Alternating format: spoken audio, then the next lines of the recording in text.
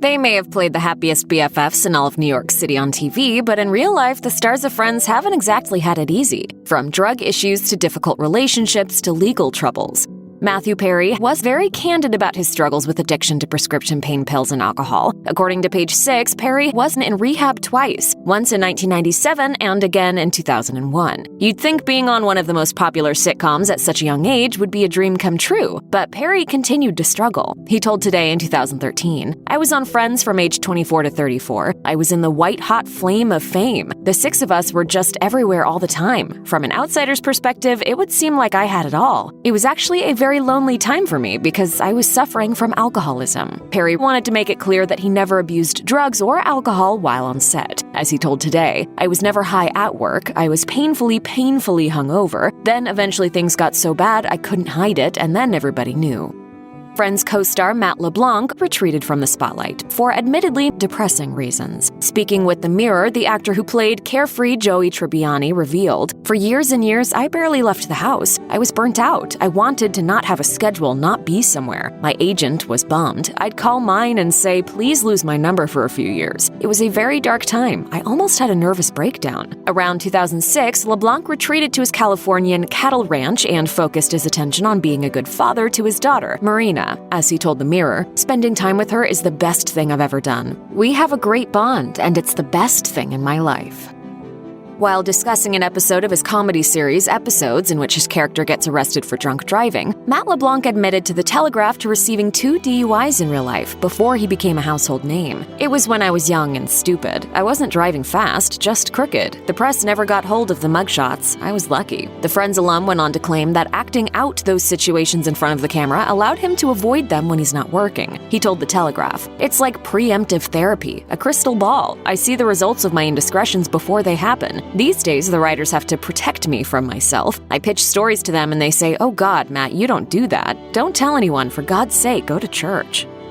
In 2014, a jury found Lisa Kudrow in breach of contract after a lengthy legal dispute with her former manager, Scott Howard. He filed his suit in 2008, claiming Kudrow, who played flighty musician Phoebe Buffay, owed him residuals from when he still managed her. Howard claimed he was owed 5% of Kudrow's residuals from her time on Friends, and a Los Angeles Superior Court jury agreed, ordering Kudrow to hand over $1.6 million per The Hollywood Reporter. "I believe that at the end of the day, the agreement should be honored." Then things got weird. The jury foreman during the trial wrote a letter to Kudrow's lawyer and apologized for the verdict, explaining, "I personally hold her in the highest regard for her bravery, honesty, and determination in facing public scrutiny and media attention for what is and should have remained a private matter. In order to fight for what she, and now I believe was right, please pass on my personal apology." Like many celebrities, Courtney Cox, who played perfectionist chef Monica Geller, may be guilty of going a little too far in the pursuit of the so-called fountain of youth. Long rumored to have had all kinds of plastic surgeries, Cox eventually opened up in 2017 about what she's done to maintain her appearance. Cox told New Beauty, "I grew up thinking that appearance was the most important thing. That's kind of sad because it got me in trouble. I was trying so hard to keep up and I actually made things worse." Discussing the procedures she's had, the Scream star revealed, "Well, what would end up happening is that you go to a doctor who would say, 'You look great, but what would help is a little injection here or filler there.' The next thing you know, you're layered and layered and layered. You have no idea because it's gradual, and it's worse in pictures than in real life. I have one friend who was like, 'Whoa, no more.'" Since then, Cox has taken a more natural approach to growing older and actually attempted to undo much of the work she previously had done. The star explained, "I've had all my fillers dissolved. I'm as natural as I can be. I feel better because I look like myself. I think that I now look more like the person that I was. I hope I do." If someone has a little bit of an imperfection, I love it.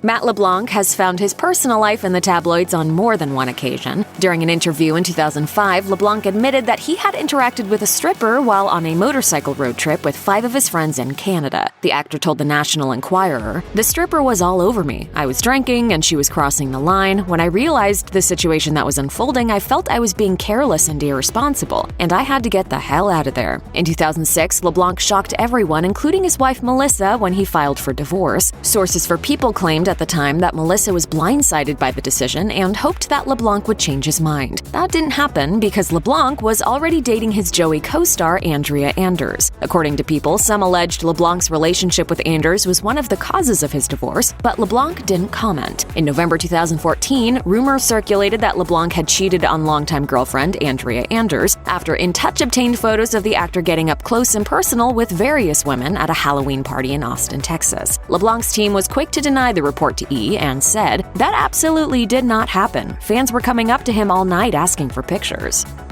In January 2016, NBC announced that the cast of Friends would be reuniting for the first time in years for a pre-taped special honoring the career of director James Burrows. Much to the disappointment of Friends fans everywhere, Matthew Perry's camp soon announced that the actor would not be at the event because he was in rehearsals for his play The End of Longing in London. While he taped a message for Burrows that aired during the special, every other Friends cast member made it to the celebration in person, making Perry's physical absence feel strange.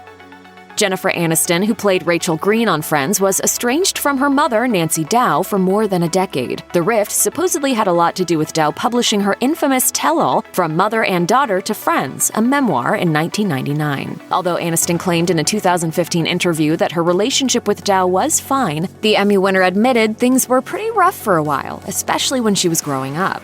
As she told The Hollywood Reporter, "She was very critical of me because she was a model. She was gorgeous, stunning. I wasn't. I never was. I honestly still don't think of myself in that sort of light, which is fine. She was also very unforgiving. She would hold grudges that I just found so petty." It didn't instill a lot of security in how I felt about my physical appearance.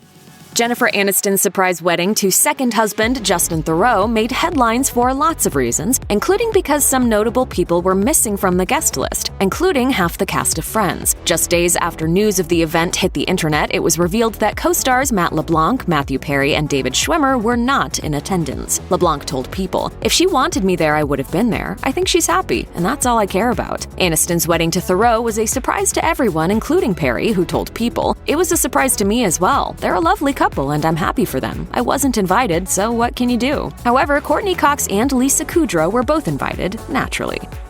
In 2010, David Schwimmer purchased a New York townhouse built in 1852, then immediately destroyed it to build a 6-story mansion, per Page 6. Let's just say nobody on the street brought him over cookies as a housewarming gift. One resident who'd lived on the street for 37 years told Page 6, "If I see David Schwimmer on the street, I'll be sure to give him my 2 cents. People who have been living here a long time don't like new people coming in." The Schwimmer hate got so bad that neighborhood residents spray-painted "Ross is not cool" on construction boards outside the property. 5 years after the Friends finale, Courtney Cox returned to television in the ABC sitcom Cougar Town. However, during the first season, the show's future was called into doubt when production was mysteriously halted. ABC said in a statement at the time, "We can confirm production on Cougar Town has been temporarily shut down in order for Courtney to deal with a private family matter." Neither the network nor Cox's representatives gave any more information regarding the specific family matter she was dealing with. However, in 2010, almost a year later, Cox and her husband David Arquette announced they were separating after 11 years of marriage. Their joint statement said, "The reason for this separation is to better understand ourselves and the qualities we need in a partner and for our marriage. We remain best friends and responsible parents to our daughter, and we still love each other deeply."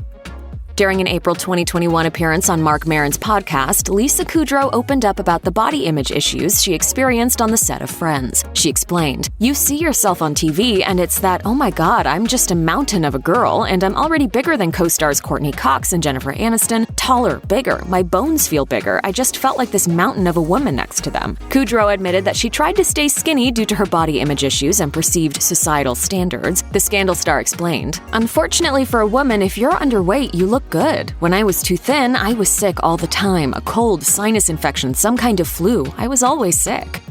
Speaking with Entertainment Weekly, Matt LeBlanc said the show's incredible success contributed to problems at home, especially after his spin-off series Joey flopped and his newborn daughter, Marina, was diagnosed with the rare medical condition cortical dysplasia. The expectation on Joey was so high, it was so stressful. And then to go home and be like, what's going to happen with our daughter? It was a very, very hard time. I almost had a nervous breakdown. He responded by taking a year off after Joey was canceled. It had been 12 years of nose to the grindstone. I made a lot of money. I was in a position where I could retire. I want to just be with my little girl and figure out what my life is. It ultimately turned out to be the best decision. I learned a lot about myself. I matured quite a bit. I developed a bond with my little girl. Luckily, Marina outgrew the condition and is now a perfectly healthy and totally typical teenager. In a 2016 appearance on the Hollywood Reporter's podcast Awards Chatter, David Schwimmer revealed that becoming an instant celebrity following the immediate popularity of Friends in 1994 wasn't all it was cracked up to be. It was pretty jarring, and it messed with my relationship to other people in a way that took years, I think, for me to adjust to and become comfortable with. The fame that accompanied his role on Friends even became an issue for Schwimmer's entire approach to acting, which he described as to observe life and to observe other people, something he could no longer do without being noticed. As a result, he found himself wanting to hide under a baseball cap and not be seen. Eventually, Schwimmer said he found the tricky balance was to vary the roles he chose outside of Friends, as well as to focus on developing his skills behind the camera as a director and founder-producer of the Chicago-based Looking Glass Theater Company. While discussing her relationship with then-fiancé Justin Theroux in a 2015 interview with the New York Times, Jennifer Aniston mentioned in passing one of her exes, saying, "He would have been the one, but I was 25 and I was stupid. He must have sent me Justin to make up for it all." That ex was actor Daniel McDonald, whose widow, Muja Maraini Malei, did not take kindly to Aniston's comments. Speaking with Inside Entertainment, Maraini Malei accused Aniston of exploiting her ex-husband's memory and charged that he would not have approved of all this uninvited attention due to his past relationship to Jennifer. She continued, "I am sorry that Jennifer did not realize the treasure that was Daniel when she had the chance, long before he and I met and long before he died. It pains me to read the headlines that allude to her losing him tragically when in fact she was not present during his long and difficult illness. That said, perhaps Daniel's gift was to teach her how to love and appreciate Justin Theroux." Aniston and Brad Pitt divorced in 2005, amid rumors that Pitt had hooked up with his co-star Angelina Jolie while filming Mr. and Mrs. Smith. The triangle is still all anybody can talk about, especially with Aniston. In 2015, Aniston told Entertainment Tonight she just found the whole thing boring. "I think that it's time people stop with that petty BS and just start celebrating great work and stop with the petty kind of silliness. It's just tiresome and old. It's like an old leather shoe. Let's buy a new pair of shiny shoes." No matter how hard she tries to put it behind her, though, nobody seems to listen. For her sake, here's hoping someday the focus will be on her talent and not her personal life.